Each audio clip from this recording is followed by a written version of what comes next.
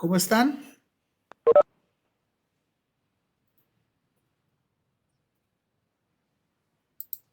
Todo muy bien, ¿qué más?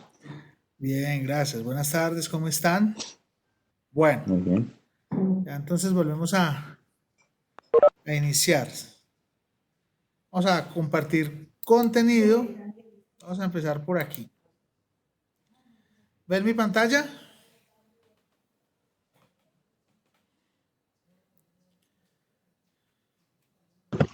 Sí, señor. Listo. Entonces, pues traje aquí una viga T como la que estábamos proponiendo, con las dimensiones, pues podrán estar en el croquis. Y la idea es que miremos esta herramienta muy útil que tiene el SolidWorks, se llama Simulation. Les voy a advertir, es una herramienta rápida, fácil de usar, aunque tiene pues ciertos inconvenientes. Si uno quiere mayor precisión en sus diseños, pues debería migrar a una herramienta más apropiada de análisis de elementos finitos o de análisis de simulación como ANSYS o como Abacus o como cualquier otra, la que tengan. Ustedes, y aquí es lo importante es que entendamos qué es lo que estamos haciendo, más que utilizar esto como una caja negra ahí, porque muchas personas pues compran SolidWorks, venden el servicio que yo le diseño eso y mentiras, nos mandan una tabla de colores, pero cuando uno hace preguntas sobre el diseño, no tienen muchas respuestas.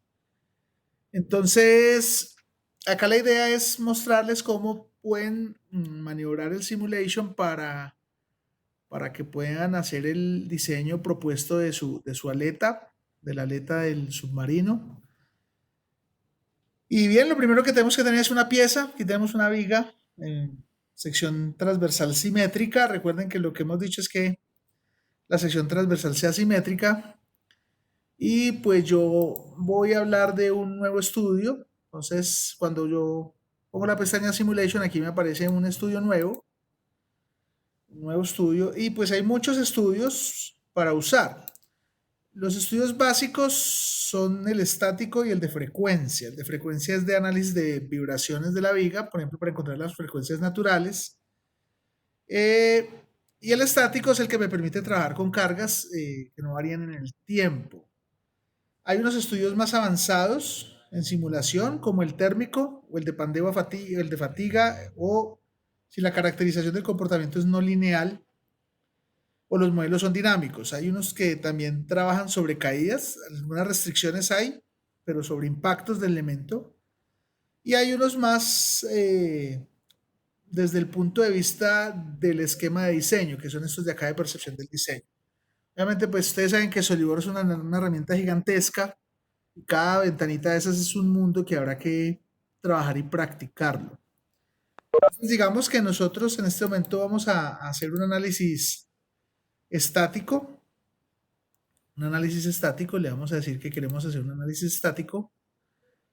Y cuando aparece el análisis estático, pues aparece una serie de elementos que nos ayudan a hacer nuestro análisis. El primero de ellos es que pues no vamos a poder hacer un análisis si no tenemos el material, la relación constitutiva. Entonces uno podría proponer que queremos aplicar un material y aquí pues hay una gran librería y si el material que estamos trabajando no está, pues nos toca crearlo. En esa librería hay propiedades como el módulo elástico, la razón de Poisson o el módulo de rigidez o la densidad, el límite de tensión o de compresión, el límite elástico, el coeficiente de expansión térmica, etcétera. Nosotros vamos a trabajar con un acero estructural, por ejemplo.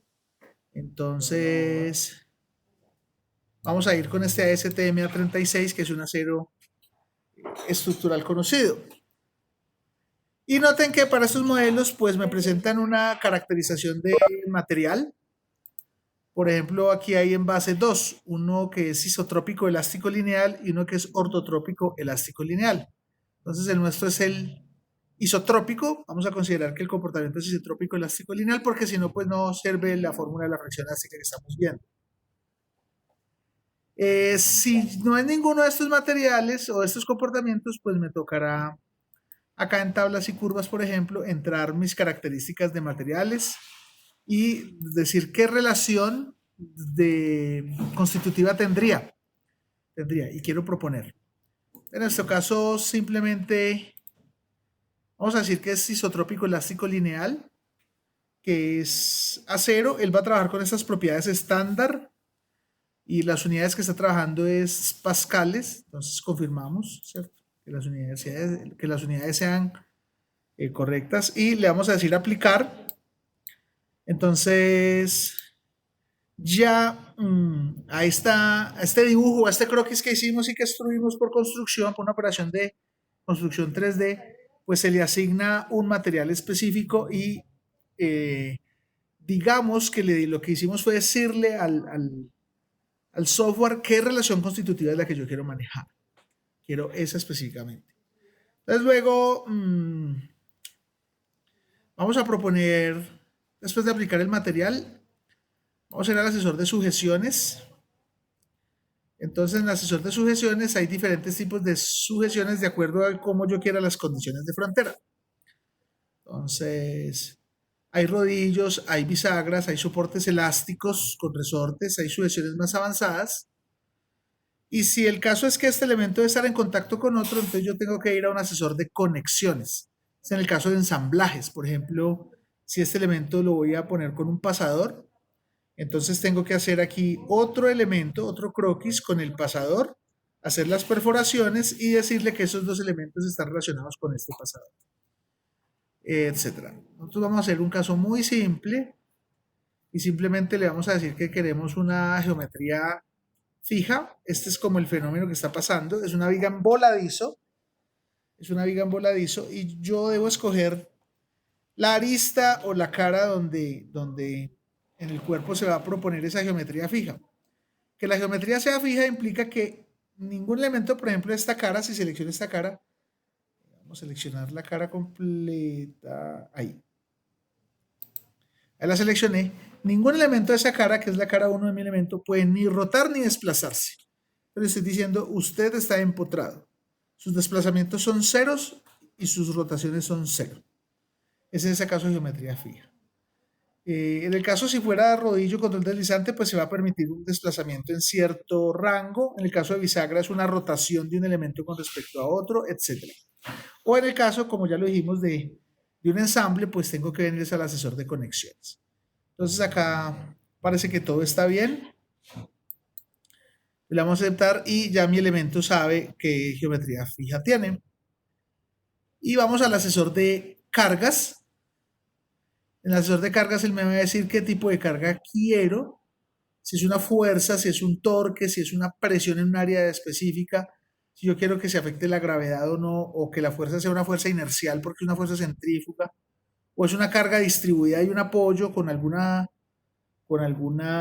ecuación, o si es una masa que está afectando gravitacionalmente la otra, o si la masa la voy a distribuir, o si tengo una carga térmica, etcétera, etcétera.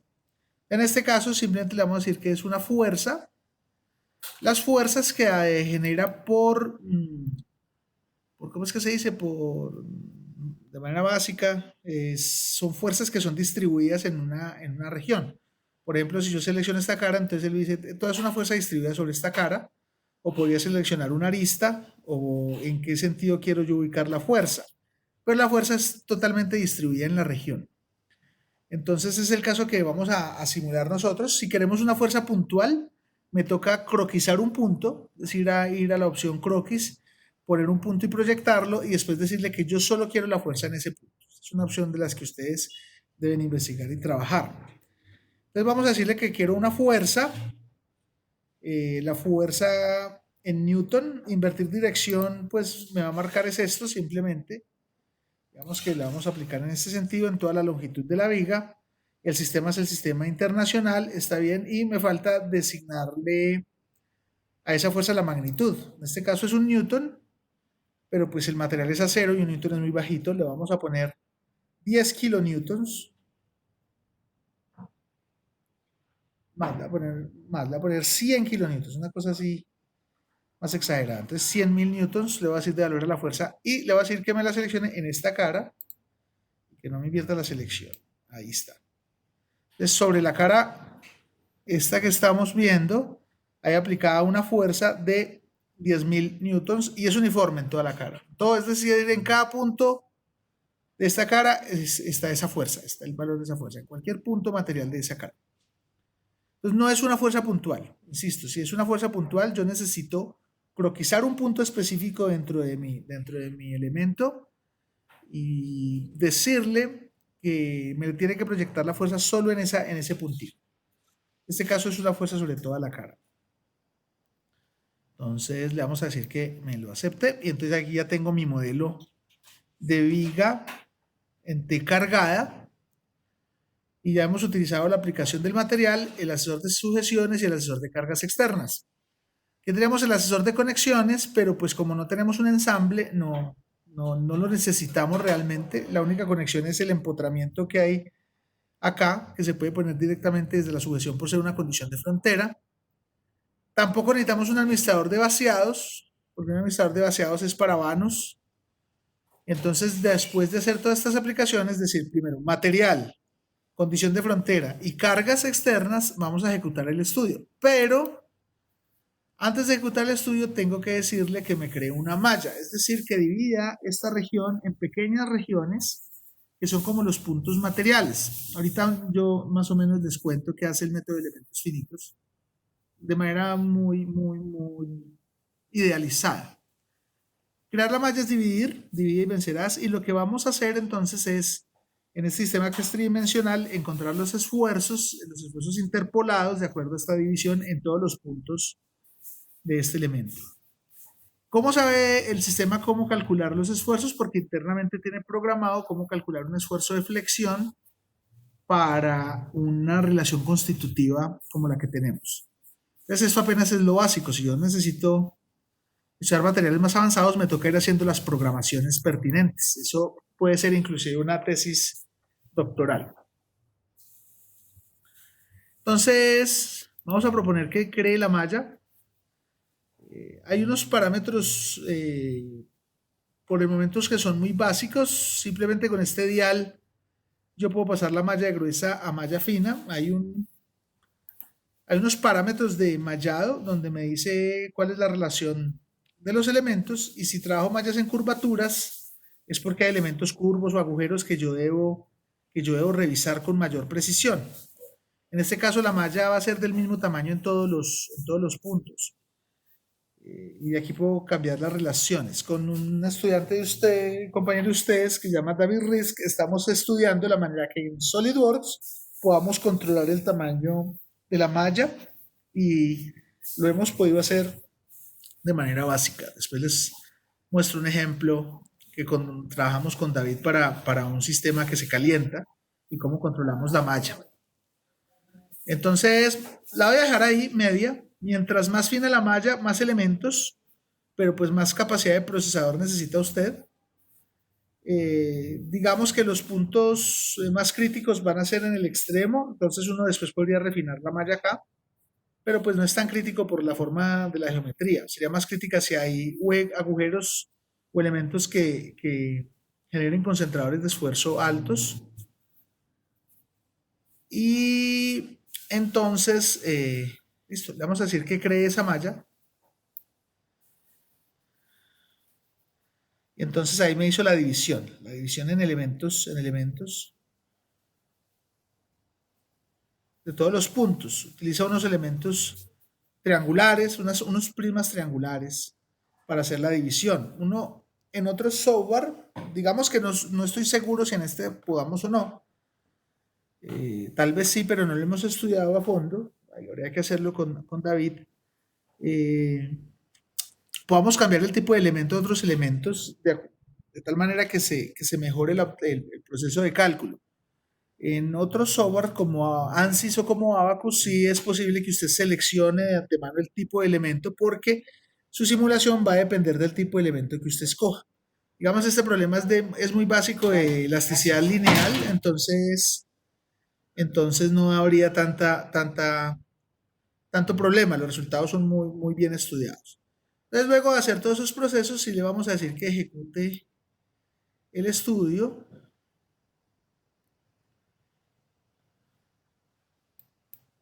Y aquí.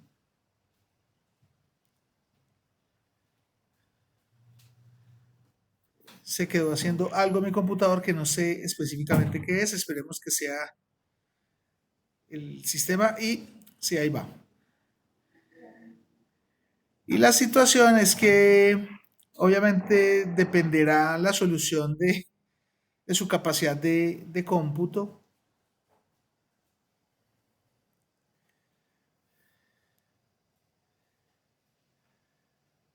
Entonces se calcularon demasiados desplazamientos en este modelo. Es ahí por eso mi computador como que no dio para este modelo por alguna razón específica. Y entonces vamos a ver si de pronto necesito una malla menos gruesa.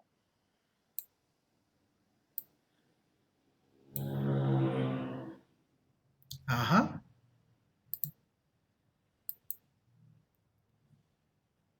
Y vamos a ver si puede correr. Este computador donde estoy trabajando no es el computador ideal. Y parece que no lo... Ah, ya entiendo qué va a pasar. Grandes desplazamientos. Listo. Ok. Entonces, aquí tenemos un problema que nos dice grandes desplazamientos. Puede ser causado por las cargas. Entonces, vamos a ir a la carga y vamos a decir que mi carga no es tan alta. Porque lo mejor el sistema me está pidiendo una relación diferente. Voy a poner 10.000 newtons. Tenemos siempre que volver a crear malla. Las automáticas la voy a poner un poquito más gruesa. Y vamos a ver si ahora sí me permite hacer el cálculo o si todavía sigo presentando problemas.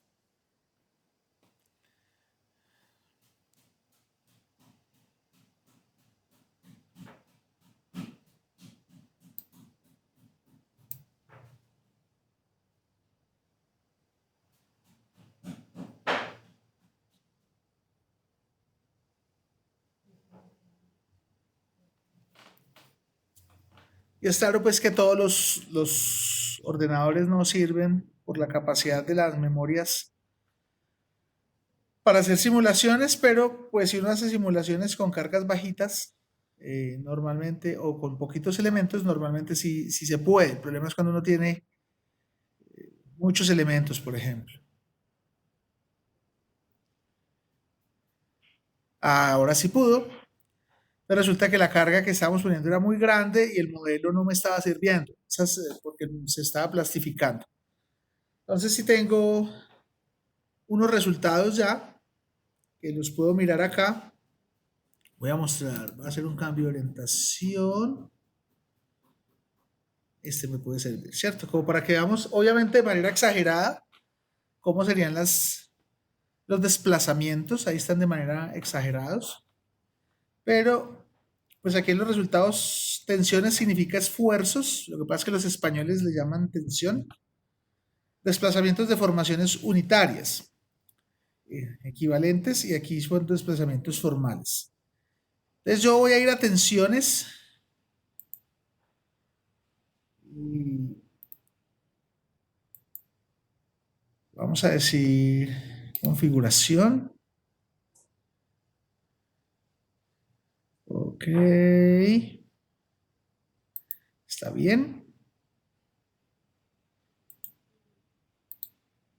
Y entonces ahí me las está mostrando. Me está mostrando dónde es el límite elástico del material que escogimos y me está mostrando los esfuerzos más altos en un esfuerzo combinado que se llama el esfuerzo de von Mises. De von Mises. Yo no quiero ese criterio lo van a utilizar ustedes como criterio de falla. Yo simplemente quiero ver las tensiones que sean en la dirección Z, que son las direcciones donde está aplicado la flexión. O sea, en el eje longitudinal, en este caso me quedó originalmente Z, como vemos acá. Entonces yo puedo ir a mirar cómo son las tensiones en Z, que son las que estamos estudiando nosotros con nuestra fórmula. Y ahí vemos que en Z no tendremos grandes líos, no tenemos grandes líos.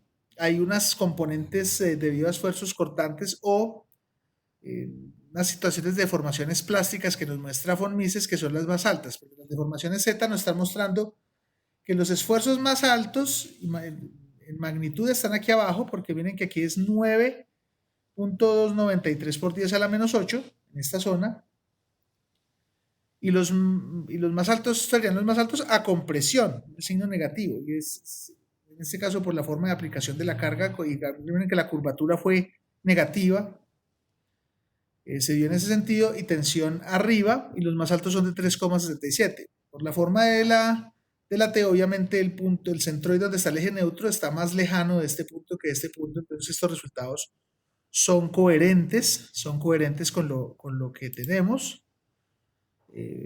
No podía tener una pequeña animación del proceso, pero está a mucha velocidad. Digamos, es el proceso y ahí se van viendo cómo van variando los esfuerzos que se generan sobre el material, que son lo que nos interesan por el momento. Y lo que les decía ahora es que si buscamos el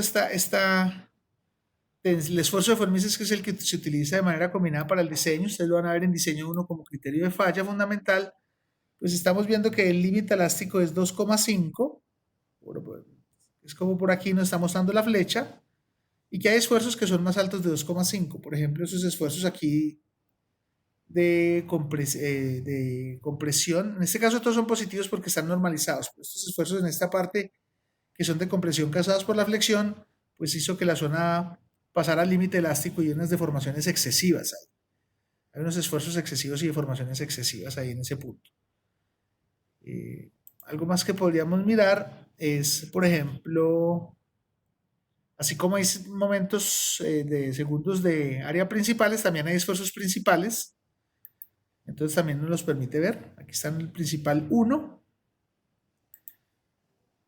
Son 3 esfuerzos principales y podemos ir analizando todos los esfuerzos principales. Aquí nos muestra cómo es el principal 2, el comportamiento, y aquí nos muestra cómo es el principal 3, que es como el que más está afectando. También puedo hacer lo mismo con respecto a los desplazamientos. Aquí les vamos a mostrar. Entonces aquí están los desplazamientos residuos en milímetros. Sí. Y aquí están no dimensionales. Entonces aquí están, los mostramos. Miramos que las zonas más altas de desplazamiento son estas puntos y las zonas más bajas de desplazamiento son los que están en el empotramiento. Es como lo ideal. Y aquí nos está marcando que en esta punta pues los desplazamientos alcanzan 2,2 por 10 a la menos 1, por 10 a la 1 milímetros, unos 22 milímetros, lo cual puede ser excesivo por la carga y el tipo de material. Hay mucha carga para estar en voladizo. Entonces le da uno condiciones e ideas de diseño. Pero uno también podría encontrar, ese es el resultante de la componente de desplazamiento, solo el desplazamiento en una dirección. Por ejemplo, ¿cuánto es el desplazamiento en Y? ¿Cierto? Entonces dicen, mira, el desplazamiento en Y es muy bajito, pero en los desplazamientos en otros sentidos mucho más altos. O por ejemplo el desplazamiento que puede haber en Z, o el desplazamiento que puede haber en X. En la dirección es X por efecto del cambio de la recta a la curva. Y el que mostramos al principio, pues es la componente de todos esos desplazamientos. Se muestra que esta punta es la que más componentes tiene. Asimismo podemos ver las deformaciones unitarias que tienen que ver estrechamente con el desplazamiento, porque recuerden que la deformación es adimensional y esta es la equivalente también, pero uno podría mirar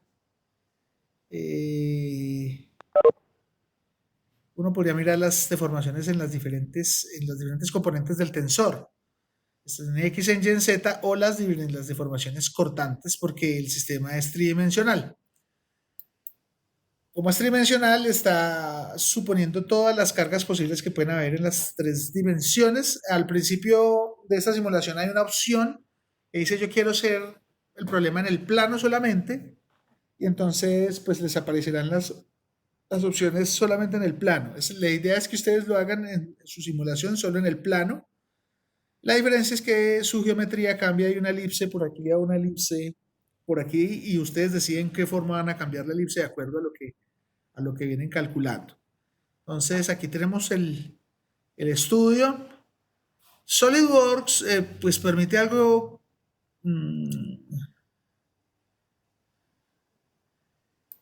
que se llama informe. A mí no me gustan mucho porque presentan muchos errores de presentación. Uno le toca ir mirando el informe con lo que se va presentando ahí. A los estudiantes les gusta mucho porque ese informe es el que imprimen y presentan. Entonces a mí no me gusta ese informe. Me gusta que se va analizando cada cosita, cada cosita. Entonces uno le puede decir que publique el informe de ese análisis estático. Yo les voy a pedir a ustedes, por favor, que no me muestren este informe en Word, sino que ustedes mismos, a partir de lo que les está dando el informe, van poniendo sus propias conclusiones.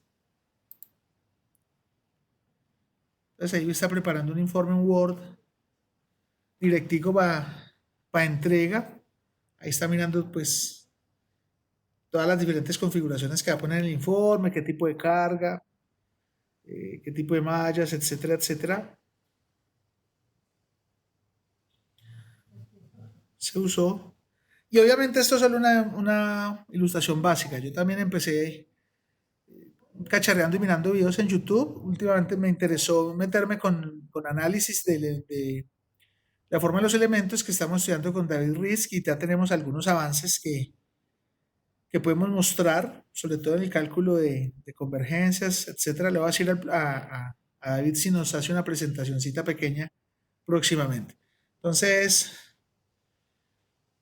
acá se va a abrir el informe. Ahí está. Entonces dice simulación de vigas, salga con la tabla de contenidos. Pues aquí usted puede llenar la descripción. Este es el modelito. Esto es lo que presenta el informe, pero a mí no me gusta así. Trae muchas inconsistencias en cómo Profe, presentar los datos. Dime. yo no veo nada, se está viendo así pues como cuando lo pasó, Sí. Entonces, se ve así como rayadito. listo. Entonces ya te voy a volver a compartir contenido. Vamos a ver si. Ahí, ¿se ve? Sí, profe, y ya. Eso. Entonces te decía que pues presenta el informe con las tablas y con elementos, pero pues es un informe muy escueto ahí, automático, y a esto le falta la sazón del ingeniero. Entonces ahí me presenta cuál es el modelo, el volumen, densidad, peso, en dónde está la ruta guardada, qué análisis se hicieron, en qué unidades se trabajaron, cuáles son las referencias del modelo. Entonces esto le sirve a uno, por ejemplo, esto no está bien presentado para un informe que uno debe presentar porque las unidades no están. En Colombia no decimos límite de tracción, decimos límite de tensión. Tampoco decimos tensiones, decimos esfuerzos. Entonces uno tiene que hacer todos esos cambios. Pero ahí me va mostrando, pues, este me sirve para crear el informe que yo sí voy a presentar. Esto no es lo que yo quiero que me presenten, pero sí de aquí pueden sacar ustedes las imágenes. Este es el SolidWorks educacional. Es el de la universidad, el que yo estoy trabajando acá, y no tenemos, uno no tiene licencia para hacer trabajos ni diseños ni ganar plata con ellos, lo pueden uno demandar. Para que tengan cuidado que solo es académico. Y entonces me muestra las zonas de más cargas, los estados de formación más altos, los estados de esfuerzo, los desplazamientos más altos del sistema. Y uno debería corroborar cuando está haciendo un modelo fuerte, más grande, que efectivamente los resultados estén siendo coherentes. De hecho, los que venden cosas sin saber son los choferes de software, presentan estos informes así, listo, y págame 1 millón, y uno puede cometer muchos errores si uno no sabe bien qué es cada cosa. ¿Estamos? Caballeros, señorita. Sí, profe. Bueno, entonces igual la clase está siendo grabada y entonces ahí queda pues como para hacer. Yo nunca recibí una clase de SolidWorks en mi vida. Lo que sé poquitísimo de SolidWorks es solito, pero aventurándome. En el último año me aventuré más a trabajar con él, con este chico David, y nos ha ido muy, muy bien. Y obviamente sí tengo la ventaja de mi esposa, que ella sí maneja mucho más sabiamente el software por CAD-CAM. Entonces ahí nos hemos podido meter a investigar cositas que hace SolidWorks en cuanto a, en este caso, preciso elementos finitos o al método de elementos de materiales. Entonces ahí les queda pues como el videillo de, de cómo podían ustedes empezar a hacerlos, analizar. Y la red está llena de estudiantes y de profesores, habitualmente de México, que en YouTube presentan video y video de cada cosita que hacen, entonces les puede servir bastante. ¿Estamos? Bien. Entonces, prosigamos.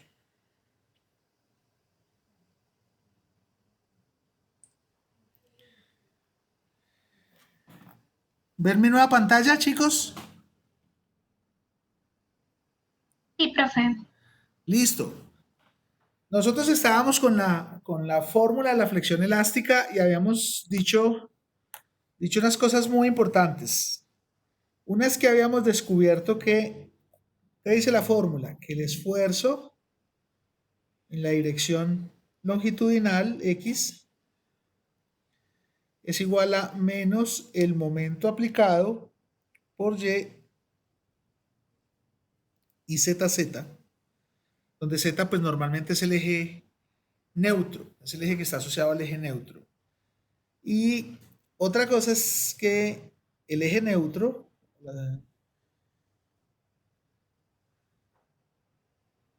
eh, está localizado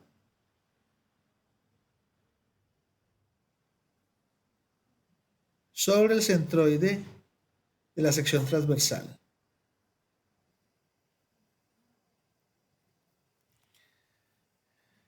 Esas son, esas son las consecuencias de haber usado dos de las ecuaciones de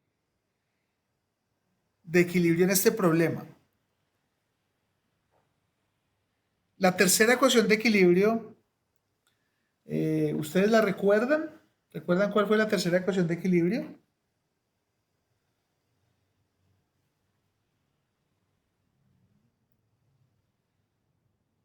¿Por ahí la tienen?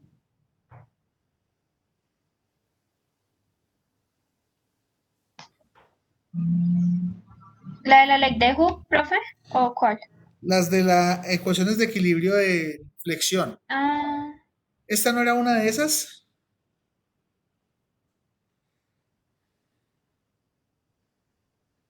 Sí, pero es la tercera. Ok, porque habíamos utilizado la primera y la segunda. Con la primera nos dimos cuenta de que el eje neutro pasaba por el centroide, y con la segunda calculamos la fórmula de la flexión elástica. Si aplicamos en la tercera, entonces, pues nosotros habíamos deducido que sigma XX era menos Y sobre C por sigma max por dA igual a cero. Y pues de aquí puede salir menos sigma max, sale C y me queda la integral de ZY de A igual a cero. O sea, al final me queda que ZY de A es igual a cero. ZY de A igual a cero, este es un amigo de nosotros, conocido. ¿Recuerdan qué nombre le dimos?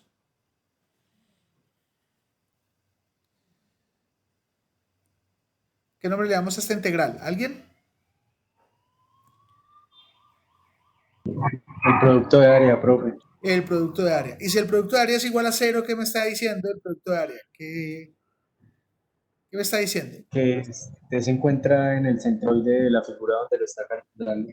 No realmente. ¿Alguien más? Que ¿Alguien está tiene? sobre una dirección principal.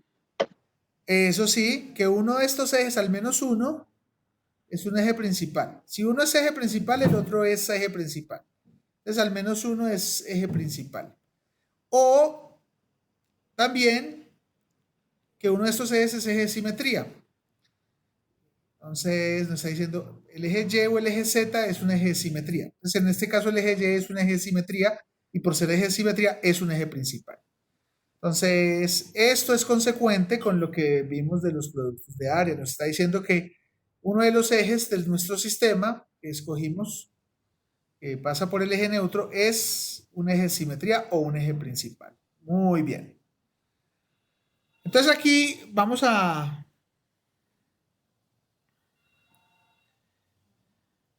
resolver el problema que nos plantean ahí enseguida. Entonces, vamos a decir que determinemos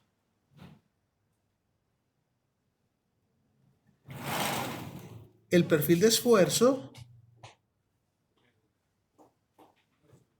de la sección transversal.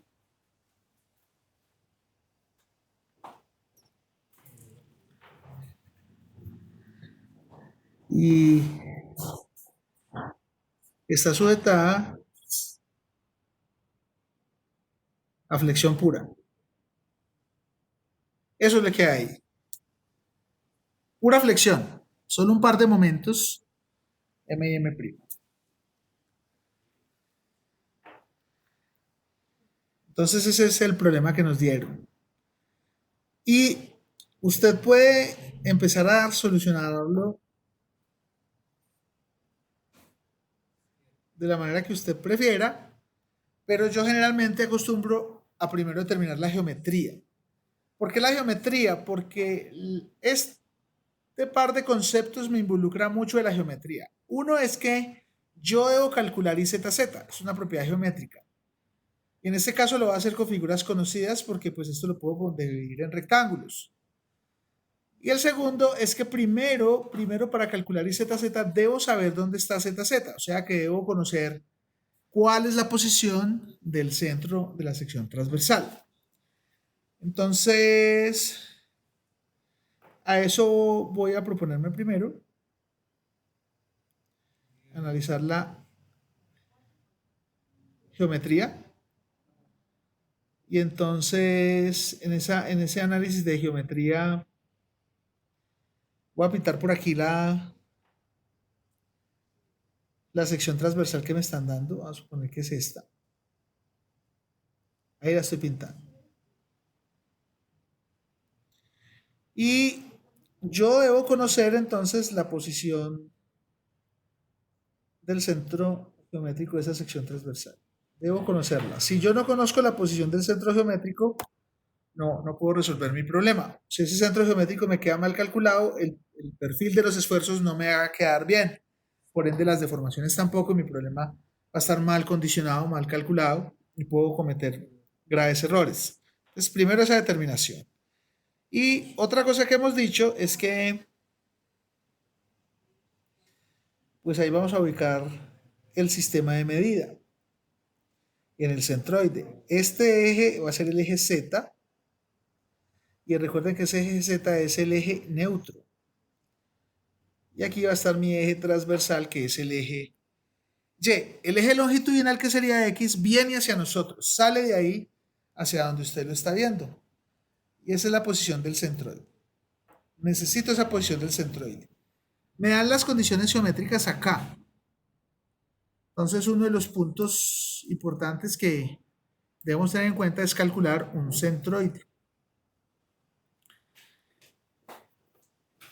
Puedo hacerlo de muchas maneras. Yo voy a escoger esta particularmente, pero no significa que esa sea. Voy a dividir esto en dos regiones. Una región va a ser este rectángulo, voy a llamarlo la región 2. Y ese rectángulo va a tener un centro geométrico. Y voy a tomar este otro rectángulo, el azul, que lo voy a llamar el rectángulo 1, que también va a tener, digamos por aquí, un centro geométrico. Entonces, en lo posible, personalmente es una metodología propia. Para no enredarme, siempre que divido, dibujo dónde es las posiciones de los centros geométricos de todos los elementos. Entonces este centro geométrico es referente a este rectángulo, este centro geométrico es referente a este rectángulo y este centro geométrico es referente a toda la figura que es esa T invertida de la viga. Y bien, voy a calcular la posición de ese centro geométrico, entonces la estática es la que siempre nos ha ayudado. Voy a proponer que voy a medir el centro geométrico desde aquí. Es arbitrario, yo lo puedo medir desde donde quiera. Lo pude haber medido desde aquí arriba. Lo pude haber medido desde por aquí abajo, teniendo en cuenta qué distancia estoy yo desde aquí. Entonces es arbitrario, yo lo voy a medir desde la base. Y noten que solo necesito la posición Y. ¿Por qué? Porque la posición en Z es clara, es 0 porque el Y es un eje de simetría de la figura. Entonces solo necesito la posición en Y, necesito dónde se ubica el eje Z. Entonces utilizamos ese método tabular, donde proponemos la figura, donde proponemos el área, donde proponemos la posición del centroide de cada una de las regiones en que dividí, y por aquí el primer momento de área. Entonces, entre las figuras pues estará el rectángulo 1 y el rectángulo 2. Y ustedes me colaboran. ¿Cuánto sería el área del rectángulo 1 de este azul? ¿Alguien?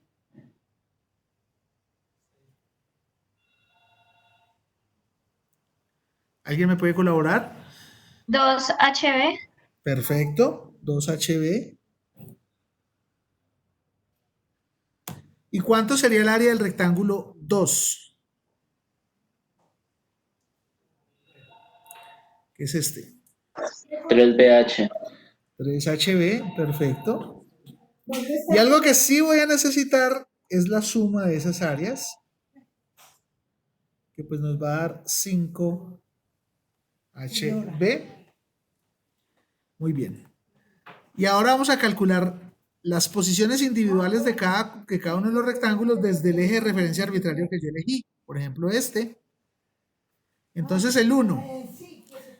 Entonces uno sabe que el centro geométrico de este rectángulo pues estará en la mitad de su altura. O sea, de aquí hasta aquí hay H, pero de aquí hasta aquí ¿cuánto hay?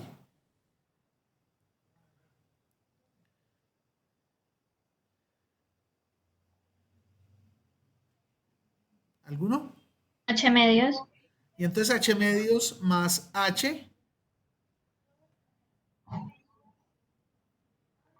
¿Cuánto me da? 3H medios. Muy bien. Entonces sabemos que el centroide del primer rectángulo está a 3H medios. Perfecto. Y el del segundo, este otro, medido desde aquí, ¿a dónde estará?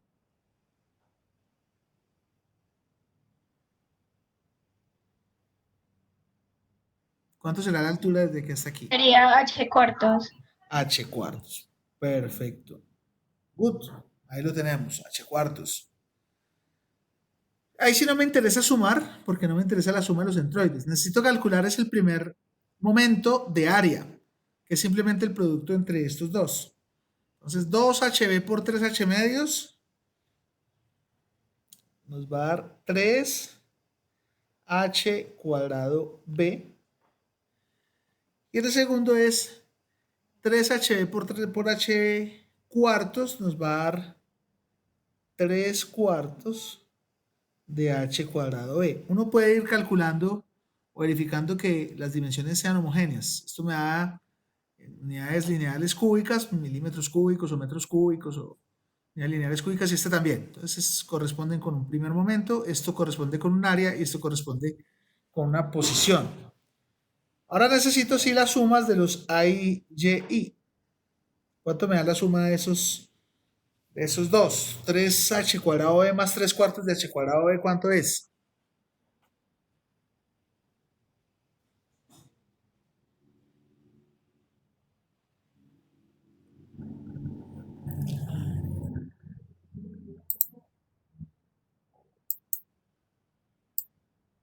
Quince cuartos de H al cuadrado por B. ¿Cuánto? 15 cuartos. 15 cuartos de h cuadrado b. Good. Y entonces ya sabemos que el centroide de toda la figura, pues es la suma por definición, o la integral. En este caso, como son figuras geométricas conocidas, pues simplemente es la suma. O sea que eso nos da, ¿cuánto? 15 cuartos de h cuadrado b sobre 5hb.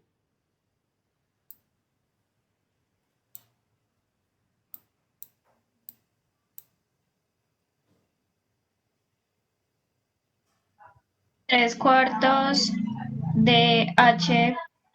3 cuartos de H. Good. 3 cuartos de h. Entonces lo que nos está diciendo es, mira, yo ya sé la posición del eje neutro. Desde la base está 3 cuartos de h. Pregunta, ¿y desde la parte superior a cuánto está?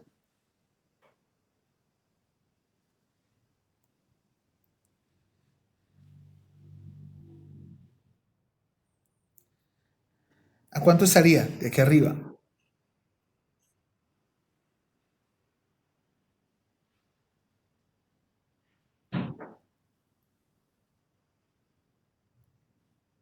¿Alguien? Digamos,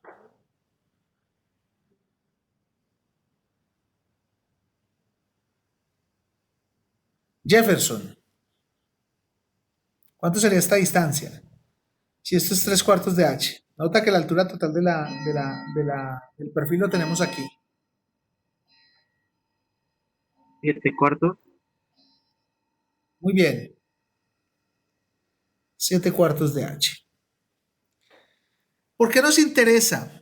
Porque este momento es positivo, genera una curvatura positiva. La fibra superior está a compresión, la fibra inferior está a tensión, el eje neutro no tiene ni tensión ni compresión porque es la superficie que no se deforma. Recuerden que en esta fórmula, pues yo si quiero calcular el esfuerzo más alto, es el que más alejado esté del eje neutro. Entonces, la fibra que está más alejada del eje neutro o la superficie más alejada del eje neutro es esta superior, está a 7 cuartos de h. La magnitud de los momentos más altos se presentarán, de los esfuerzos más altos se presentarán acá y los esfuerzos más bajos, extremos, se presentarán acá. Pues no los más bajos, el más bajo es 0, es más bajo el esfuerzo de tensión que el de compresión, es lo que quiero decir. ¿Estamos? ¿Vamos bien?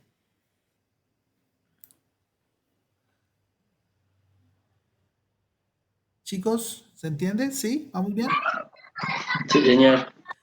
Ojo que esto es muy probable que les toque hacerlo siempre. Normalmente te van a decir calcula el centroide.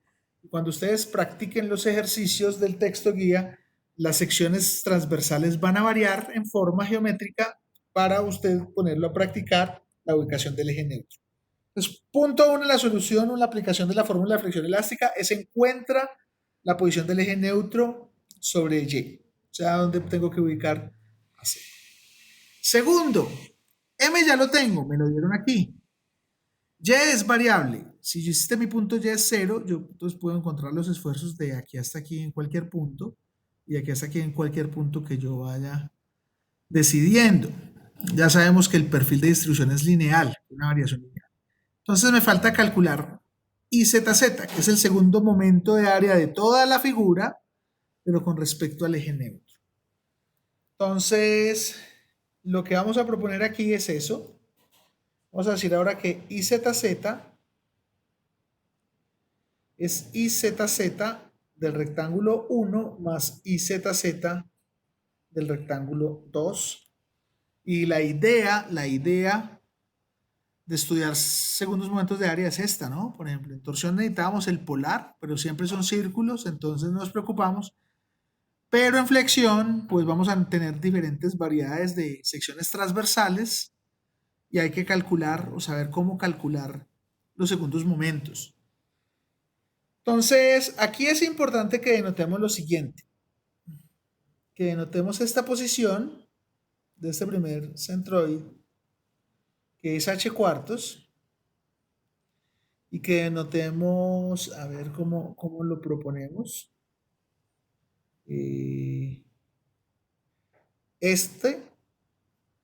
Bueno, en realidad lo que necesitamos es esta distancia y vamos a necesitar esta distancia.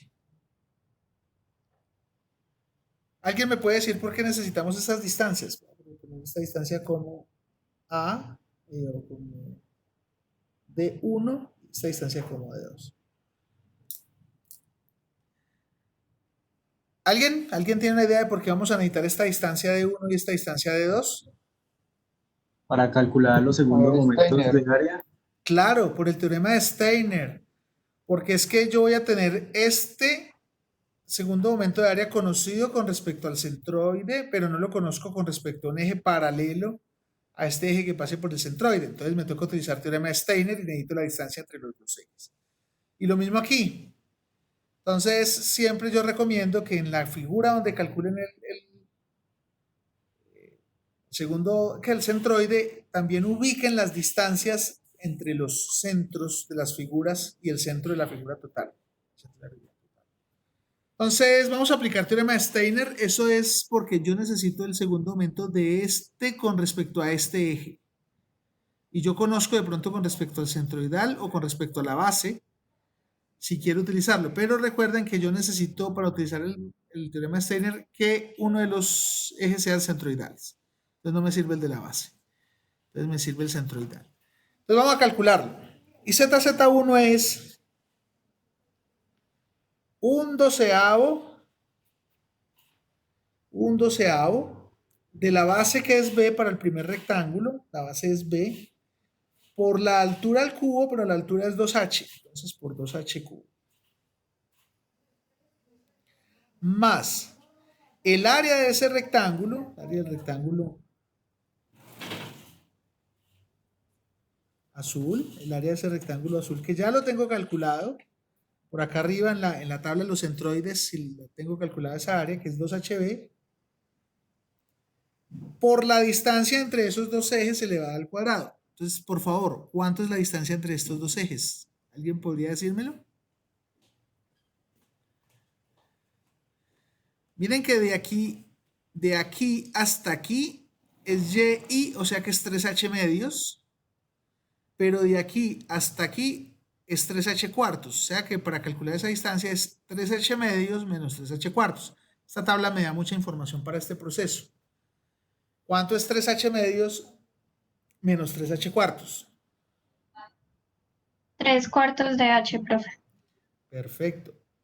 Pero recuerden que esa distancia debe estar elevada al cuadrado.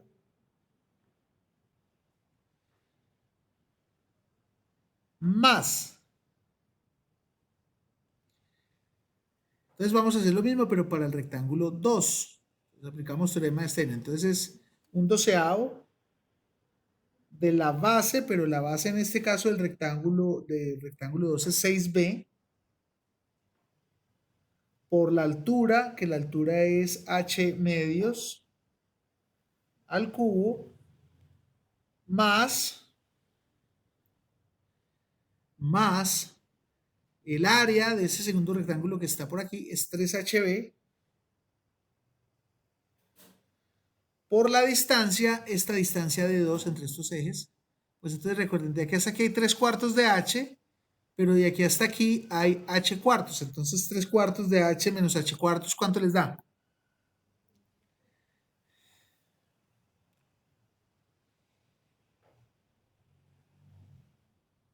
Un medio.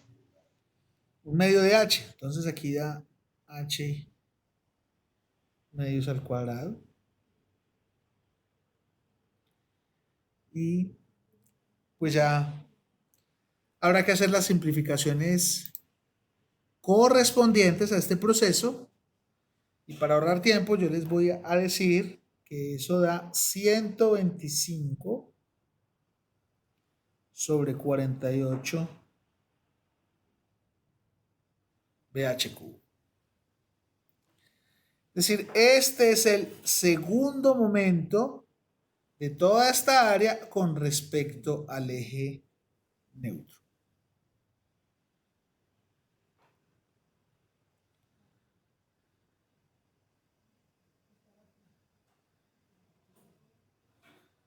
¿Se comprende?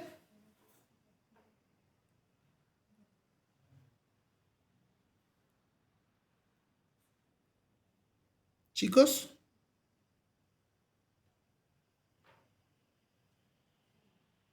Sí, señor. perfecto. Entonces, ojo, problemas a flexión. Necesito encontrar los esfuerzos. Primer punto, eje neutro. Segundo punto, calcula el segundo momento de área de toda esa sección con respecto a ese eje neutro. ¿Puedo pasar la hoja?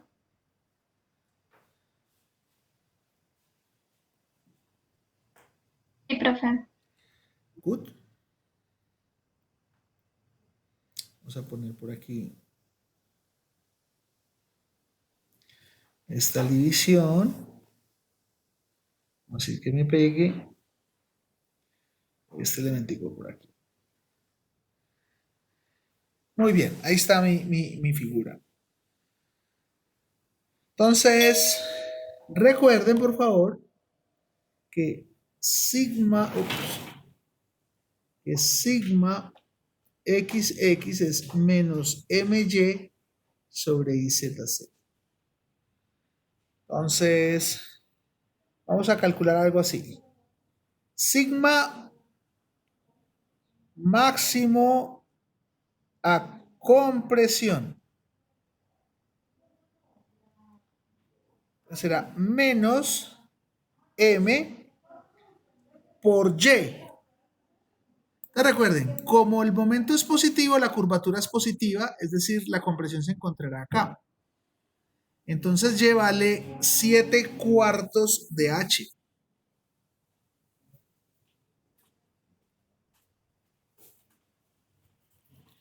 Sobre I ZZ, que es 125 sobre 48 de BH cubo.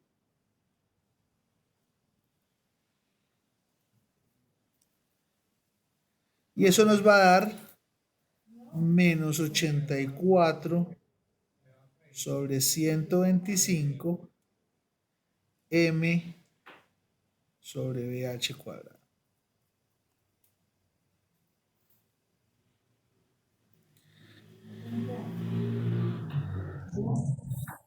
Y si me preguntan por el sigma máximo, pero atención,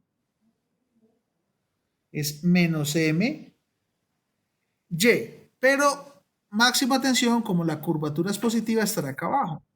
Y la distancia Y vale menos 3/4 de H. No olviden el signo. Recuerden que mi sistema coordenado tiene 0, 0 en el centroide. O sea que lo que midamos hacia abajo en Y será negativo y lo que midamos hacia arriba en Y será positivo. Y sobre IZZ, que es 125 sobre 48 por BH cubo. O sea, ¿cuánto nos va a dar eso? Nos va a dar menos por menos, da más. Yo tengo por aquí el resultado que es 36 sobre 125 MBH cuadrado.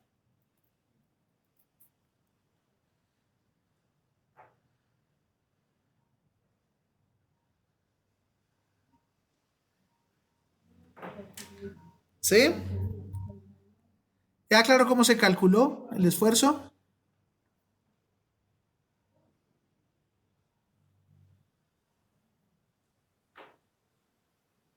Estimados estudiantes.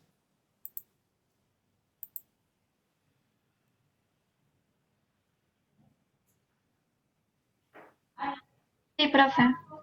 Perfecto. Cuando uno chequea con la simulación, pues les digo, uno podría hacer esta viguita en la simulación que les propuse. Solo que entonces sobre este plano habría que poner un par. Entonces hay una tarea para ustedes, es cómo pongo un par aquí, en esta cara y empotro la otra, por ejemplo.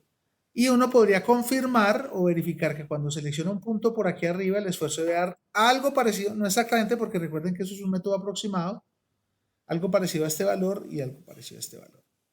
Otra cosa que yo puedo hacer aquí es normalizar, homogeneizar. Entonces yo puedo hacer sigma máxima compresión gorro igual a BH cuadrado sobre M sigma max C. También puedo decir que sigma máximo, atención gorro, es BH cuadrado sobre M o sigma max C.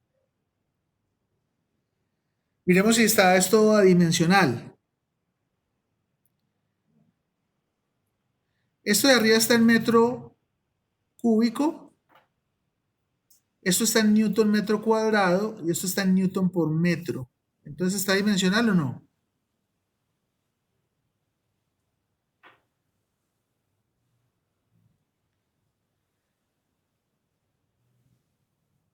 ¿Sí o no?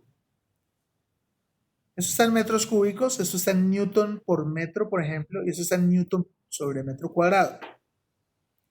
Es un newton de aquí con un newton de aquí se cancela. Aquí me queda un metro por un metro cuadrado, metro cúbico, y aquí metro cúbico, o sea que esta cantidad es adimensional. Entonces las podemos normalizar. Eso sería que entonces nos da aquí que el máxima compresión es menos 84 sobre 125.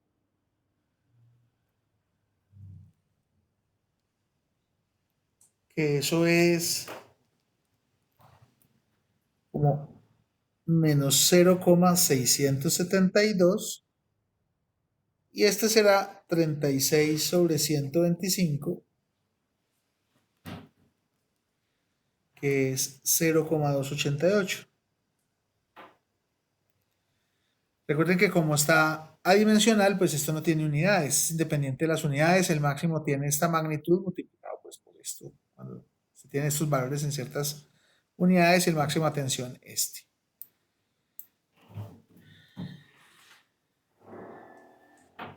Entonces, voy a volver un momentico, un minuto nomás, ya vuelvo a ponerles la página para copiar esto.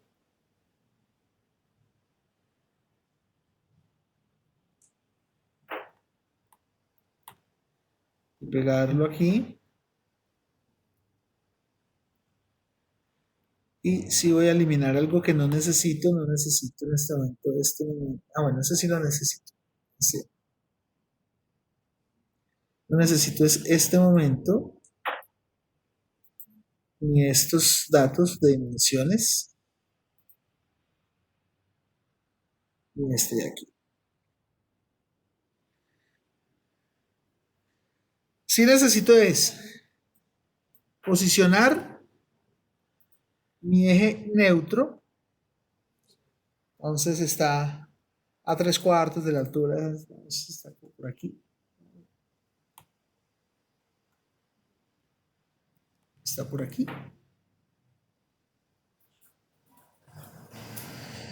Ahí vamos a suponer que está nuestro eje neutro, por ahí. Y tenemos que los esfuerzos más altos en su magnitud son de tensión o de compresión, chicos.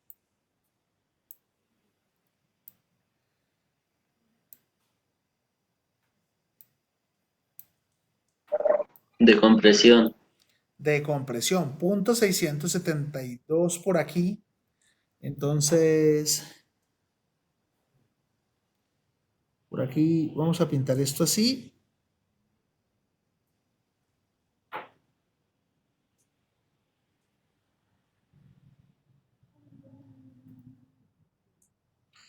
Y por aquí están los máximos esfuerzos, que son la compresión. Entonces esto es sigma max C, que es menos 6,72 allá arriba. Y los esfuerzos van disminuyendo gradualmente sobre toda la sección hasta llegar a cero en la posición del eje neutro, y luego aumentan, entonces van aumentando, entonces aquí aumentan linealmente, aquí van a tener que aquí van aumentando, aquí va a aumentar linealmente, entonces van a ir hasta aquí y aquí van a ir así, y van a seguir aumentando linealmente.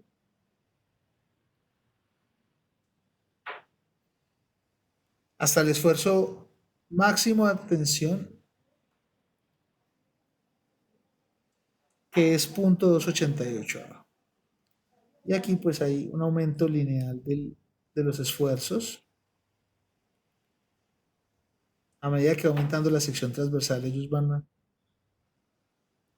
aumentando. Esto pues lo podemos proponer como así.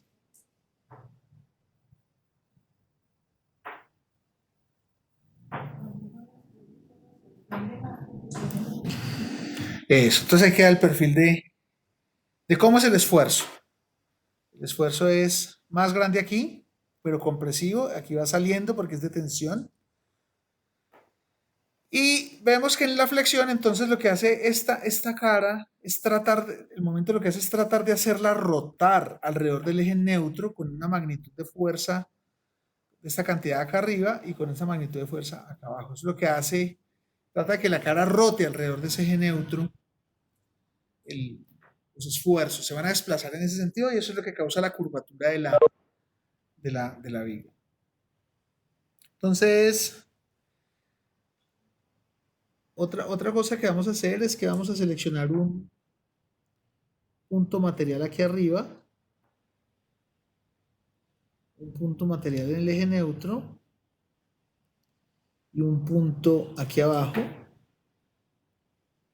Son puntos materiales, entonces si traemos este punto material lo seleccionamos nosotros como un cubito en 3 dimensiones, ahí lo arrancamos y lo que me está diciendo mi problema es que, uy, mira, usted en ese punto donde está sufriendo una compresión de menos 6,72 normalizada, tendría que multiplicar por m y por bh cuadrado para saber el valor en unidades en un sistema determinado. Si yo cojo el elemento que está en el eje neutro, esto es lo que me dice para un punto material es que tú no estás cargado. Y si cojo un elemento que está acá, en la zona de tensión, me dice, tú sí estás cargado, estás en tensión, o sea que te estás estirando, y vale 0.288 en unidades adimensionales. Esa es la magnitud. Tendría que multiplicar por m y por bh cuadrado para decir en una unidad específica. Entonces tenemos los 3 estados de esfuerzo. Entonces aquí hay un tensor de muchas componentes ceros. Aquí hay un tensor cero, de puros ceros. Y aquí un tensor también de muchas componentes ceros de manera específica. Entonces, si me piden algo así como estado 1, estado 2 y estado 3, entonces yo podría decir que el tensor en 1 este es el eje X, ¿no? Donde se están ocurriendo los esfuerzos son en el longitudinal. Entonces 6,72, no hay cortantes, no hay más nada. Ese es el estado de esfuerzo en el 1. En el 2 no es absolutamente nada. Ese sistema está ahí calmo porque es el eje neutro. Y en el 3, pues el tensor de esfuerzos es 0,288, 0, 0, 0, 0, 0, 0, 0, 0. Sí voy a aclarar que estos son gorritos porque son adimensionales. Son basados en estos dimensionales. Entonces, para cada punto va a haber un tensor de esfuerzo con varias componentes. No hay cortantes porque el esfuerzo era en flexión pura, solo el momento. Si hay carga transversal, vamos a ver más adelante que fuera de el esfuerzo de flexión que hay acá, pues habrá un esfuerzo causado por la carga y se nos van a llegar algunos términos acá en ese proceso. Y pues ahí completamos nuestra respuesta a la pregunta. ¿Queda claro este problema? Sí, señor. Good. Entonces, algo más que podríamos decir es que me gustan los colores. Damos varios colores. Su merced. La voy a pintar aquí. Ese color es de compresión. Por aquí, internamente, va a haber esta superficie que está aquí. Y esta es la superficie neutra. Y todo el piso, todo el suelo, hasta por allá donde cae toda esta superficie que está en el suelo, la inferior, toda esa superficie en el suelo está a tensión.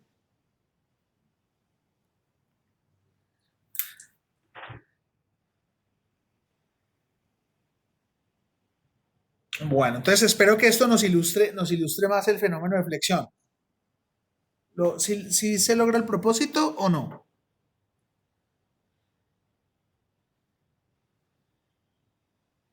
Caballeros, señorita. Sí, señor. Perfecto. Ya, pues los textos guía tienen una cantidad impresionante de ejercicios que yo pues les puse ahí subí la clase pasada, el viernes, que pueden trabajar para hacer esta fórmula de la flexión elástica y se van a encontrar con esta T o con dos T's o con una I o con un rectángulo con un agujero o con una cruz o con, bueno, muchas secciones distintas para que hagan toda esta serie de prácticas.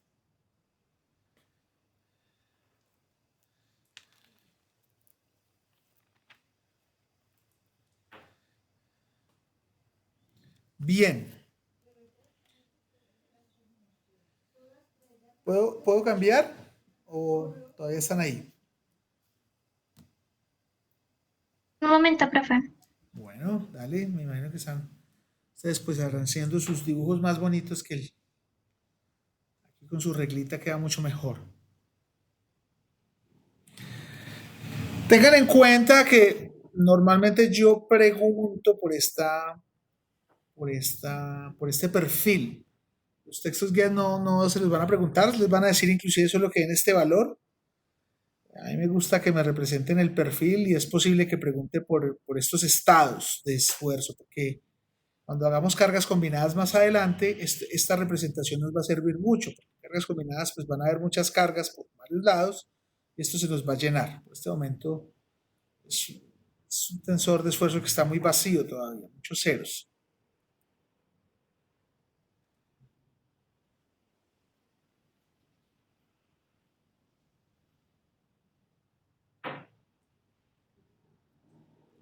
Si fuera solo carga axial, céntrica, pues este perfil de esfuerzo sería parejito, ¿no? Sería parejito en todas partes, vale lo mismo. Las causas de estas linealizaciones, porque linealización no, este perfil lineal, lo expreso mejor, es porque estamos en flexión.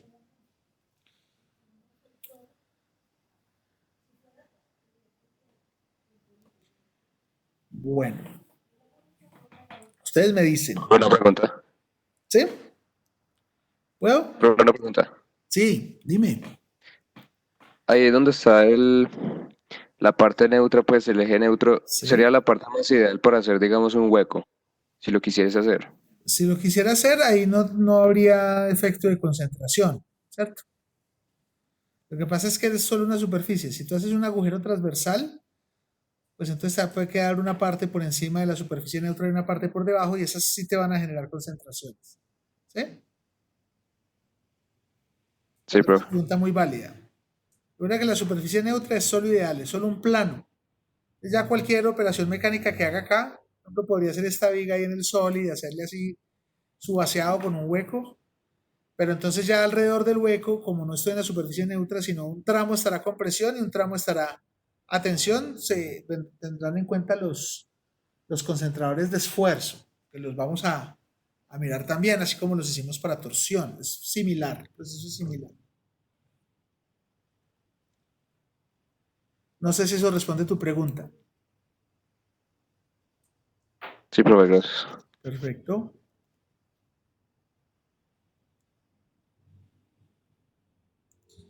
¿Puedo pasar la hojita?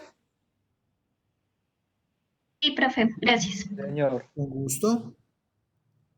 Entonces, vamos a proponer aquí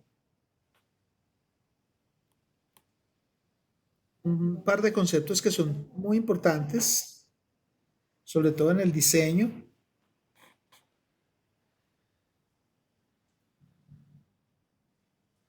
El primer concepto lo vamos a llamar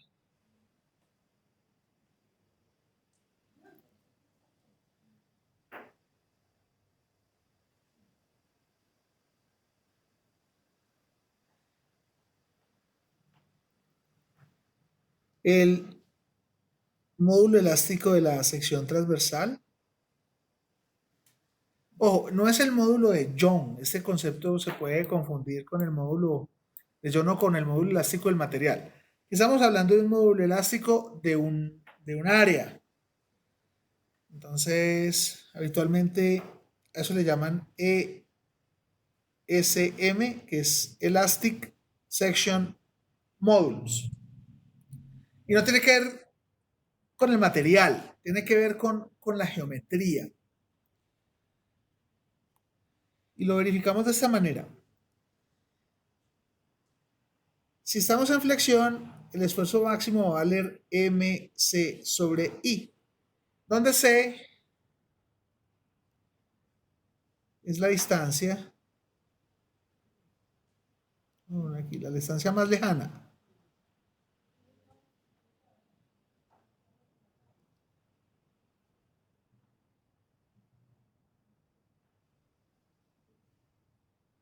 Entre una superficie de la sección con respecto a la superficie neutra.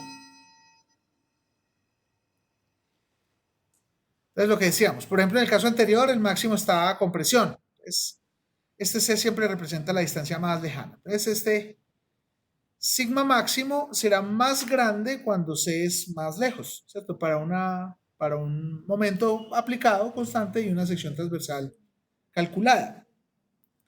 Pero esa sección, esa fórmula yo la puedo ver de la siguiente manera. Sigma max es igual a M sobre I y sobre C. ¿Estamos de acuerdo?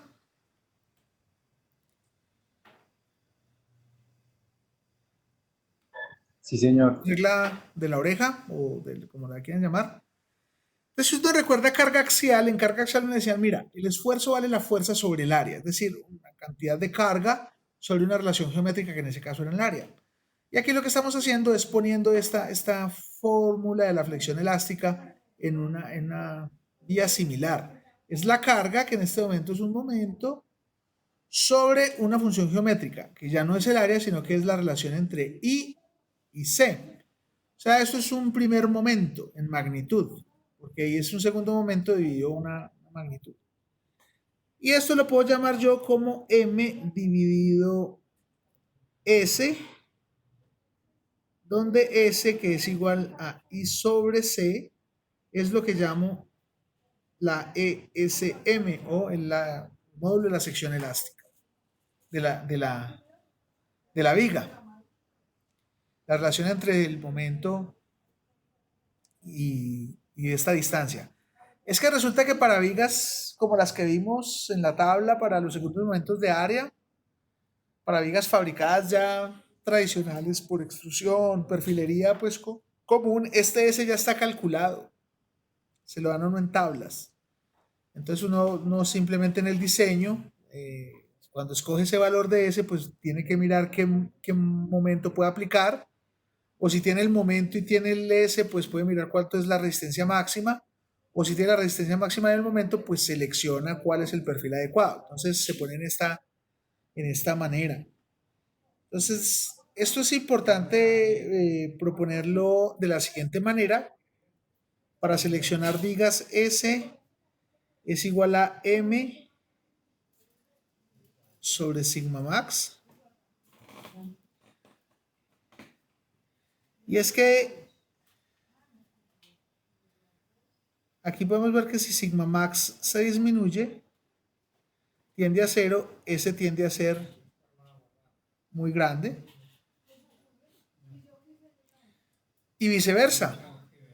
Aquí, si S es muy grande, el esfuerzo va a tender a 0. Si S tiende a infinito, el esfuerzo va a tender a 0. Entonces, aquí nos dan una condición de diseños, es que la sección transversal de la viga debe ser diseñada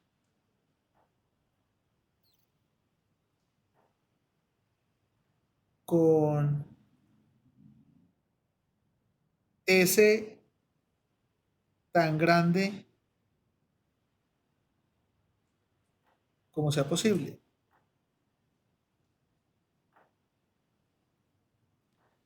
Es decir, usted debe verificar que la relación entre I y C sea la más larga posible. Posibles porque pueden haber restricciones geométricas, posicionales, que le permiten a usted solo poner una dimensión determinada. Una especificación de diseño le puede dar cuánto es el máximo largo que puede para usted calcular este valor o determinar ese valor. Entonces, no sé si recuerden ustedes, nosotros hablamos ya de vigas o perfiles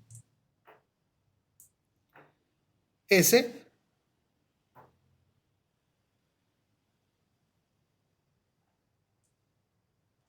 o vigas de perfiles W más anchos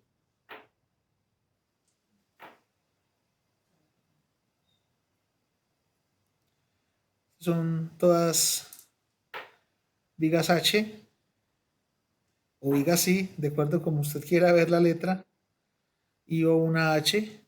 Y pues como hay simetría fuerte en los dos ejes, entonces sabemos que en ambas este será el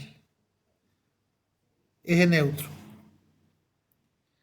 Entonces, resulta que esta relación entre el segundo momento y este C lo hacen tan grande como sea posible en esta dirección para que el esfuerzo se minimice. Entonces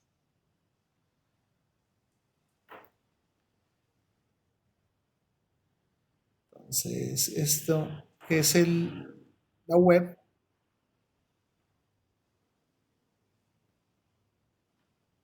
o sea, escoge lo más grande que se pueda.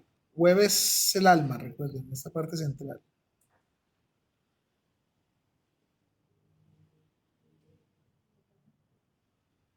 Y se hace lo más largo que se pueda para minimizar los esfuerzos. Y este que es el flanco o el patín es para dar estabilidad.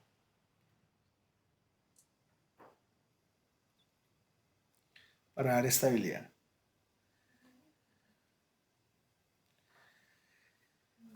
Pero vamos a hacer este ejemplo. Voy a proponer la siguiente pregunta.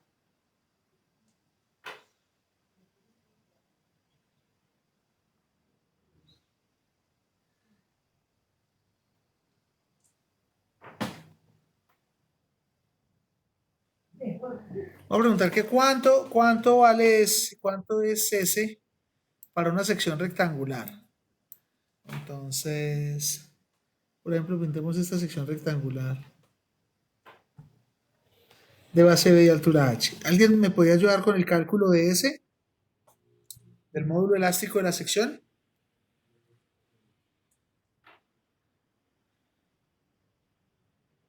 ¿Cuánto valdría?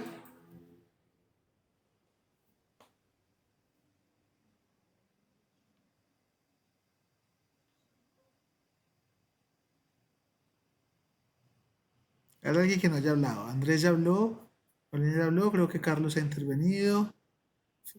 Jefferson también, José Manuel. ¿Cuánto valdría S en este caso para una sección rectangular? ¿Qué pongo en el numerador?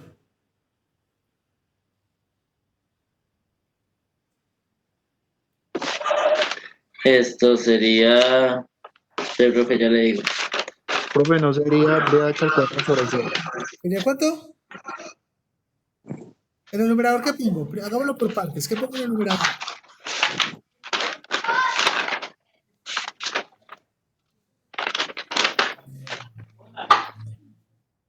Esto, BH a la 3 sobre 3. Sobre 12. Ah, sí, sí, Recuerda que ¿verdad? Sí, es respecto al centroide. A los ejes que están en el centroide. Eso. ¿Y cuánto es C? Sería H medios. Good. O sea que esto nos va a dar un sexto. Por H2. Vamos a poner como un sexto de A por H.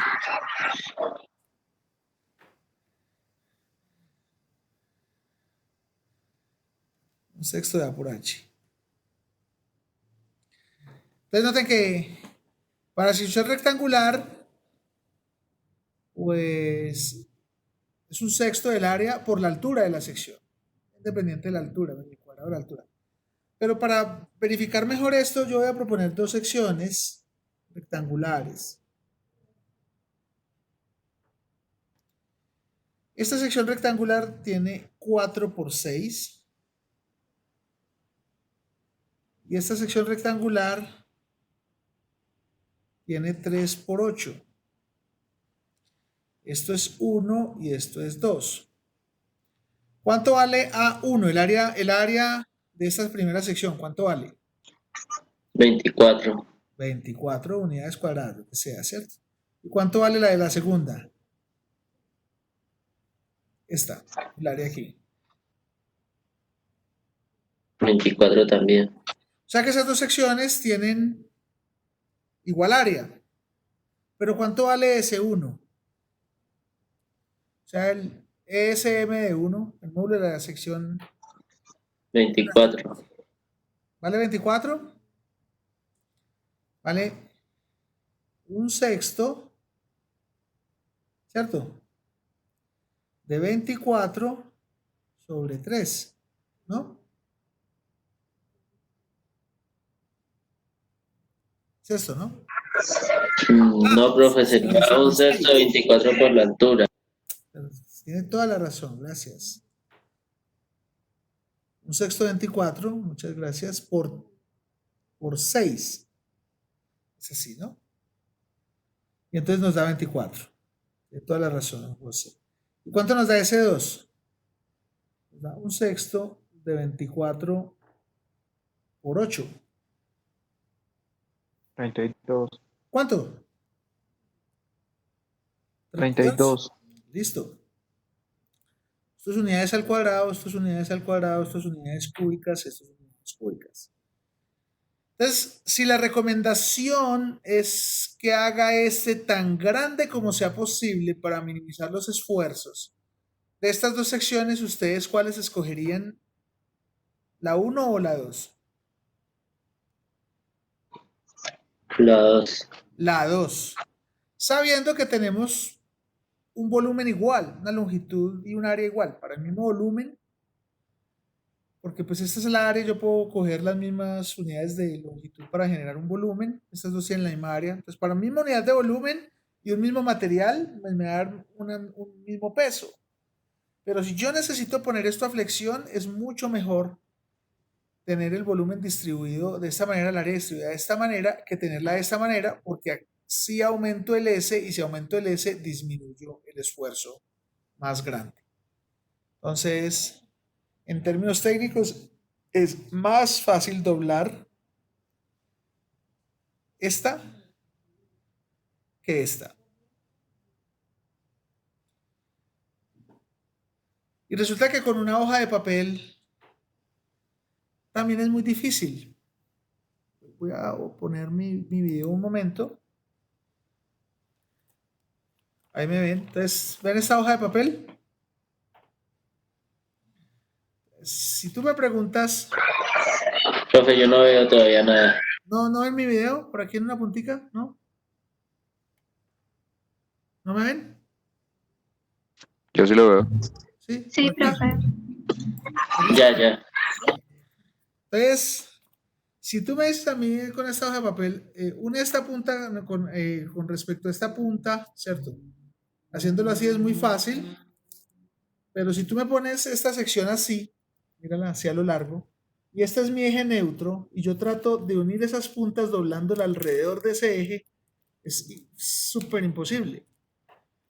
No puedo. Entonces se va a deflectar en el plano donde hay mucha área. En esta altura es imposible doblar este para que haga así. Mira que se me pandea por otro lado. Es decir, así sea la hoja de papel, tiene mucha resistencia a la flexión si yo la pongo con respecto a este lado, si la pongo así.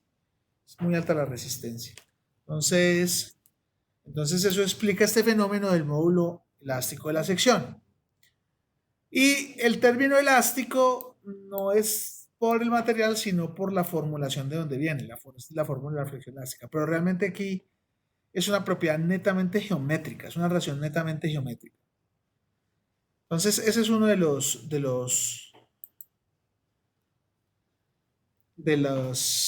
estos temas adicionales que tienen que ver con la flexión. ¿Puedo pasar?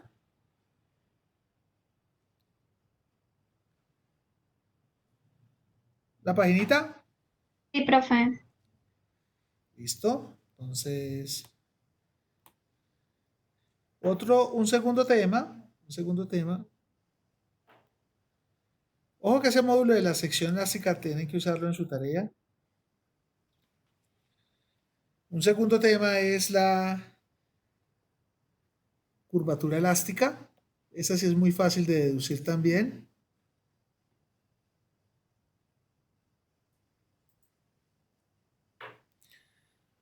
Y es que cuando generamos el momento sobre la viga, cuando generamos estos pares, M' y M, pues hay una curvatura ρ, pues hasta el eje neutro, ¿no? Es que lo medimos. Entonces este es hasta la superficie neutra. La superficie neutra. Y esa le hemos dado el nombre de ρ, que es la curvatura de la viga.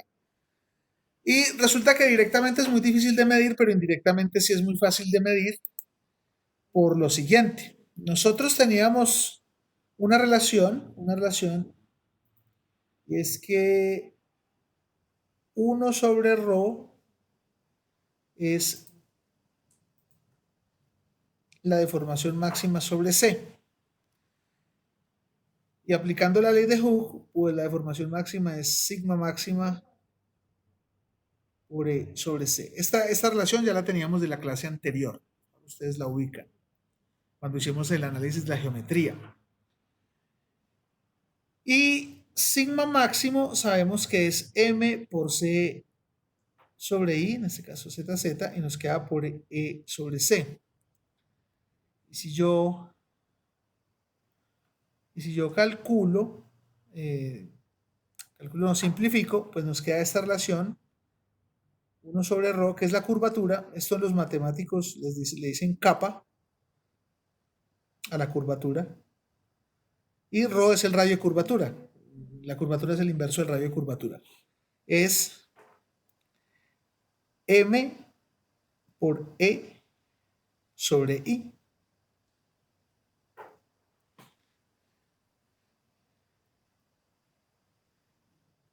Y eso lo llamamos la curvatura elástica.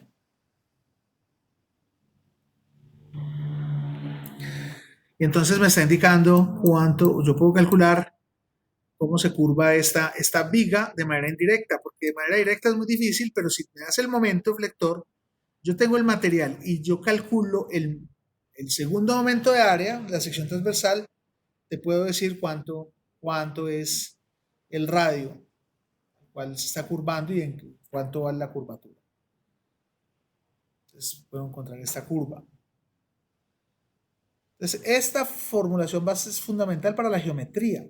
Cuando a mí me preguntan la deflexión de la viga, voy a necesitar esta ecuación de la curvatura elástica. Y de hecho vamos a trabajar con cálculo diferencial para calcular esta curvatura y la vamos a simplificar para medidas elásticas. No la vamos a hacer para plásticas porque la ecuación diferencial se vuelve compleja de resolver. No lo vamos a hacer. Ahora, existe otra curvatura que la vamos a llamar la curvatura anticlástica de la viga.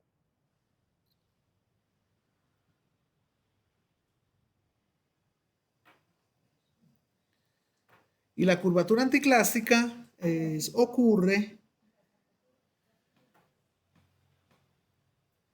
vamos a decir que a causa de que como el material es elástico, entonces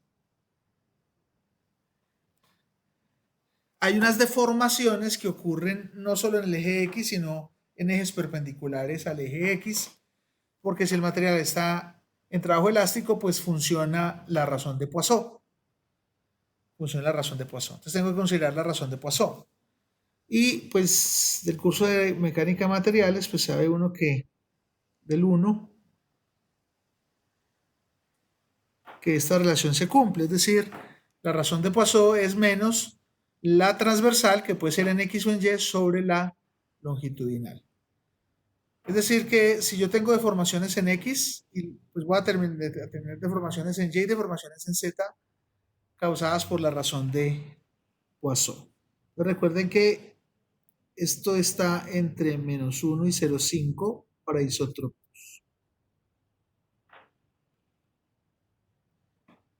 Y que para metales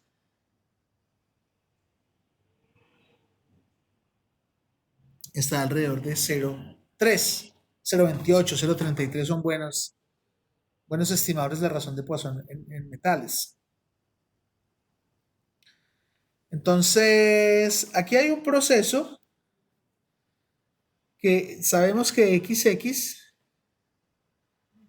es menos Y sobre ρ, es la geometría fundamental de la flexión, sea elástica o no sea elástica, esto se cumple. Y si reemplazo esto acá, pues nos va a quedar que EYY es igual a EZZ y es igual a ni Y sobre ρ. Reemplazando. Entonces, lo único que estoy haciendo es reemplazando este valor de XX aquí. Entonces Y igual a ZZ es igual a menos por menos da más, ni por Y sobre ρ. Entonces, vamos a proponer lo siguiente. Esta EYY, que es igual a ZZ, la puedo poner yo como Y sobre ρ y sobre ni, aplicando aquí la regla de la oreja. Esta ρ es el radio de curvatura elástico, 1 sobre ρ es la curvatura. Entonces, sí vamos a decir aquí que voy a llamar ρ' a ρ sobre ni. Recuerden que la razón de Poisson es adimensional, entonces esto tendrá las mismas unidades. O 1 sobre ρ' es igual a ni sobre ρ. Entonces, esto es lo que se llama, pues miren, 1 sobre ρ es la curvatura elástica. Y 1 sobre ρ', que es lo mismo que ni sobre ρ, es la curvatura anticlástica.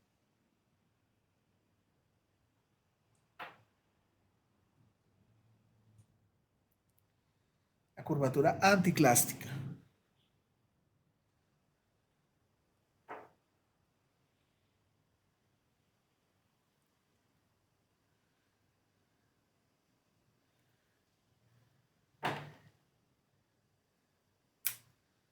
Entonces, mientras la curvatura elástica me dice cuánto se deforman estas fibras, las horizontales, la curvatura anticlástica me dice cuánto se deforman las verticales, las que están en Y, y las transversales, las que están en Z. Cuánto se deforman, y se deforman. Para verlo desde un punto más pragmático, pues no sé, ¿puedo pasar la hojita? Un momento, profe. ¿Listo?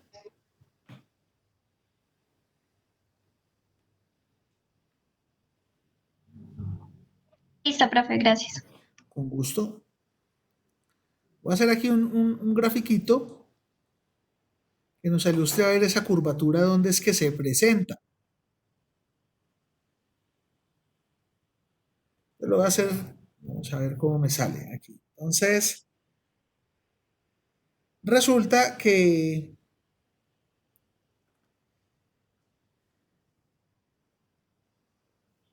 voy a dibujar la viga curvada, entonces, en 3 dimensiones. Es decir, esto es lo que le pasa a la viga cuando se curva.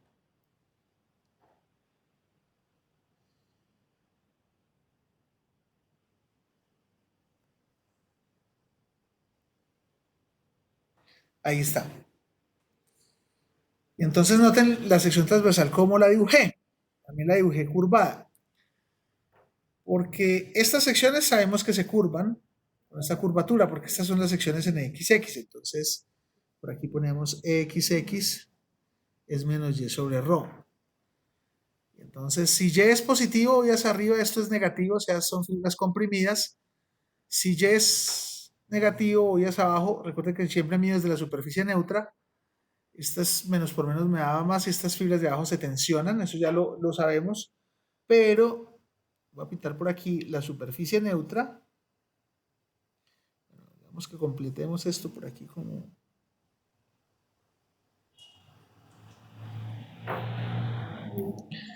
así, y por aquí va a estar la superficie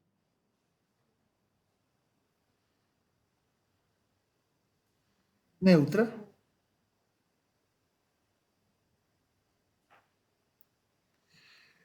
Y por aquí y por aquí voy a encontrar esta curvatura ρ, hasta aquí, ¿no? Esta es la curvatura elástica. Pero resulta que EYY, que es lo mismo que EZZ, vale Y sobre ρ', donde ρ' sabemos que es ρ sobre la razón de Poisson. Entonces, miren que en Y y en Z también hay deformaciones, salvo que aquí ya no hay este signo menos, es decir, si voy hacia arriba, positivo, estas deformaciones serán positivas. Es decir, las secciones transversales van aumentando de tamaño por encima del eje neutro, tanto en X como en Z, porque se alargan en los dos. Ya que esta sección resulta más alargada y más ancha arriba. El eje neutro Y es 0, entonces no hay deformaciones ni en X ni en Z. Y si voy por debajo del eje neutro, pues este valor es de Y es negativo, estoy midiendo negativo, entonces estas dos deformaciones serán negativas, es decir, aquí la sección se angosta, se acorta y se angosta, se acorta en la dirección Y y se angosta en la dirección Z. Y esta curvatura que vemos aquí es la que llamamos ρ', la de la sección transversal. Entonces esta es elástica y esta es anticlástica. Y para verlo formal, si la sección transversal era esta originalmente, y aquí estaba mi eje neutro, cuando aplique el par, estas secciones verticales aumentan su tamaño por encima del eje neutro si la curvatura es positiva. Estas secciones aumentan su tamaño, se curvan a medida que van haciendo esto hasta que en el eje neutro es 0. Y por debajo disminuyen en ambos sentidos. Sí, por debajo. Esta sección se acorta en Y, pero también se acortan en Z. Entonces, esto es la sección original y esta es la sección final. Después de que se aplique M. Es decir, también hay deformaciones en la sección transversal debido a la razón de Poisson. Entonces, esta sección es más larga que esta porque hay aumento en Y. Estas secciones se van anchando hasta el eje neutro. Estas dos secciones tienen la misma tamaño porque es el eje neutro. Pues las que están por encima van siendo más grandes porque hay aumento en Z y las que están por debajo, tanto en Y como en Z, se acortan.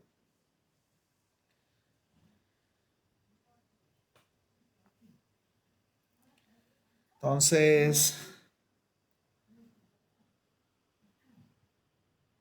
por hoy vamos a terminar diciendo summary.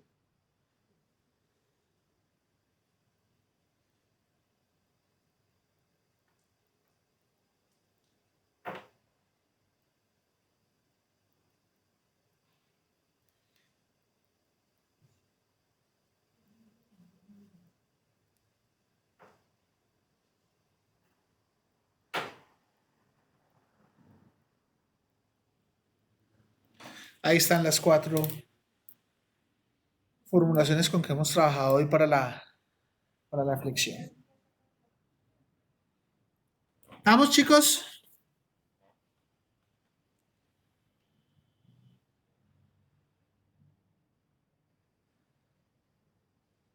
¿Chicuelos? ¿Señorita? Sí, profe. Sí, profe. Good. Entonces hoy hicimos el modelito en SolidWorks, que es muy simple, ya tienen ustedes que cacharrear, nos dedicamos un ratico a ese modelito en SolidWorks y pues hicimos un ejemplo completo de flexión elástica dibujando hasta el perfil, mirando cómo calculamos, hablamos del módulo elástico de la sección, hablamos de la curvatura elástica y de la curvatura anticlástica. Y hasta ahí viene esa tarea. Esa tarea 1 tienen que hacer, es con estos términos es que tienen que trabajar. La tarea que sigue, pues haremos más cosas de flexión, como suponer, por ejemplo, que la viga es curva, que es mañana lo que nos vamos a enfrentar. O sea, ¿qué pasa si la viga originalmente ya estaba curva? ¿Qué pasaría? ¿Preguntas, chicos? Pero yo tengo una pregunta de la tarea. Señor, claro, dime. Es que en unas partes dice el maximum normal effort. Ese effort es como el estrés. Maximal normal effort. Sí, déjame, yo lo vuelvo. Sí, es el esfuerzo. Déjame, entonces, gracias por avisarme, yo lo corrijo. Ese se llama Grammarly. Sí, profe, me confundí ahí un poquito. Sí, es el esfuerzo. O sea, la idea es que el máximo esfuerzo tenga ciertas condiciones, ¿cierto? Así como parecido a lo de torsión, ¿te acuerdas?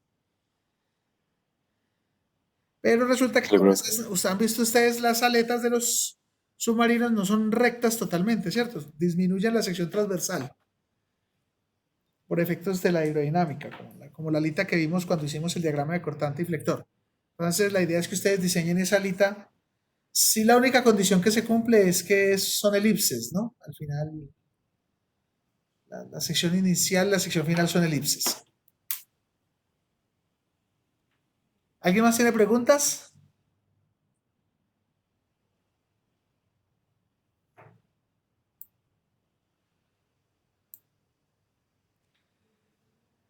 ¿No? Bueno, ¿les llegó un correo mío hoy? ¿A todos individual? Sí, señor. Sí, señor, a mí me llegó. Donde hay es rayadito, pero así voy a seguir mandándolos y las notas las pueden ir viendo ustedes en con ciertos aspectos de la retroalimentación en la página virtual donde dice grading, donde dice calificaciones, ustedes se pueden meter y ahí individualmente les sale a cada uno. Y pues individualmente les compartí un Google Drive y ahí sí mismo les va a seguir pasando los demás. Estoy terminando su segunda nota y entonces cuando termine se las mando igualmente. Bueno, chicos. Profe, ¿Sí?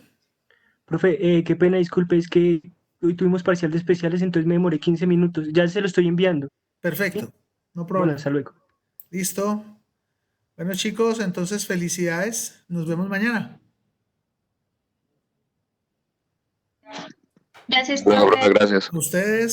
Profe, Gracias. a ustedes por asistir juiciosamente. Que estén muy bien, una feliz noche.